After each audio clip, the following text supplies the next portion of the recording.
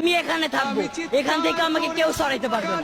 আব্বু কল দিছিল, আব্বু কল দেওয়ার পর বলতেছে যে তোর আর ফোন দেওয়া হবে না। আম্মুকে কল দেওয়া হয়েছিল, আম্মু বলতেছে তুই তাড়াতাড়ি বাসায় না, তোর বাসায় ঢুকে দেবো। আমি বলছি যে আচ্ছা, আমি বাসায় ঢুকবো না, আমি বাইরেই থাকবো, রাত্রে আজকে বাইরেই থাকবো, 2-3 দিন তুমি চেষ্টা করো না। যতদিন না বিজয় হইতেছে, আমার আজকে ভাইয়েরা কোটার জন্য সুইসাইড করতেছে, আমার ভাইয়েরা চাকরি পাইতেছে না, সুইসাইড করতেছে। কেন করতেছে? আজকে ভাইয়েরা করতেছে, ভবিষ্যতে কি আমরা সুইসাইড করবো না?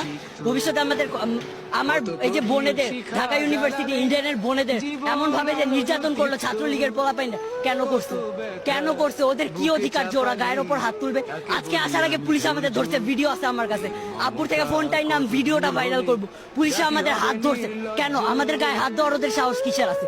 পুরাটা বিশ্বকে জানাই দেন, এই যুদ্ধ চলবে চলবে চলবে যতদিন না আমরা জিততেছি। আমি Tanmoy Kumar, model high school খিলগাঁওয়ের এবারে 10ম শ্রেণী থেকে মানে এসএসসি দিয়ে বের হইলাম, কবি নজরুলের ফার্স্ট ইয়ার স্টুডেন্ট, অ্যাডমিশন নিলাম।